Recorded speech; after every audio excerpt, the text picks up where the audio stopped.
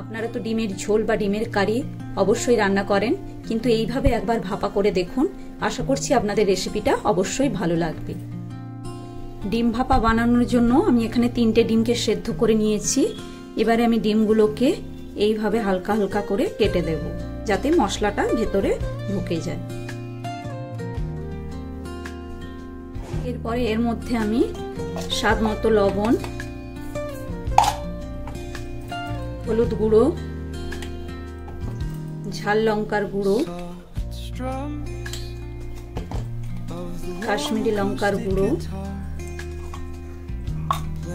আর এখানে আমি একটা সর্ষে, পোস্ত আর কাঁচা লঙ্কা দিয়ে একটা পেস্ট করে রেখেছি, ওই পেস্টটা দিয়ে দেব। এটা আপনারা যেরকম গ্রেভি খাবেন সেই অনুযায়ী পেস্টটা দেবেন। টমেটো কুচি আর 2টো গোটা রসুনকে ছাড়িয়ে নিয়েছি, এই গোটা রসুন, কাঁচা লঙ্কা আর কিছুটা সর্ষের তেল দিয়ে সমস্ত উপকরণ দিয়ে ভালোভাবে এইভাবে মাখিয়ে নেব। ভালো করে মাখিয়ে নিয়েছি। এরপরে এর মধ্যে আমি অল্প পরিমাণে জল দেব, বেশি জল দেব না।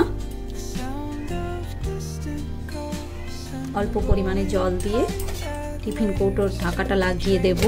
এবারে এটা আমি গ্যাসের মধ্যে জলের ভাপে 20 মিনিটের জন্য রেডি হতে সময় দেব। কড়াইতে কিছুটা পরিমাণে জল দিয়ে দিয়েছি এবং আমি এখানে বার্নারটা দিয়ে দিয়েছি। এরপর এর মধ্যে আমি টিফিন কৌটোটা দিয়ে দেব এবং একটা চাপা লাগিয়ে দেব। গ্যাসের ফ্লেমটা একদম কমিয়ে দিতে হবে এবং এটা রেডি হওয়ার জন্য 15 থেকে 20 মিনিট সময় দিতে হবে। 20 মিনিট হয়ে গিয়েছে। আমি টিফিন বক্সটা ঠান্ডা করে নিয়েছি ওভেন থেকে নামিয়ে। এবার এটা খুলে দেখে নেব ভেতরটা।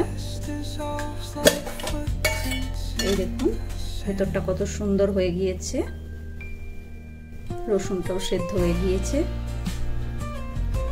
আমার ডিম ভাপা রেডি। আপনারা তো ডিমের ঝোল বা ডিমের কারি অবশ্যই রান্না করেন, কিন্তু এইভাবে একবার ভাপা করে দেখুন। আশা করছি আপনাদের রেসিপিটা অবশ্যই ভালো লাগবে।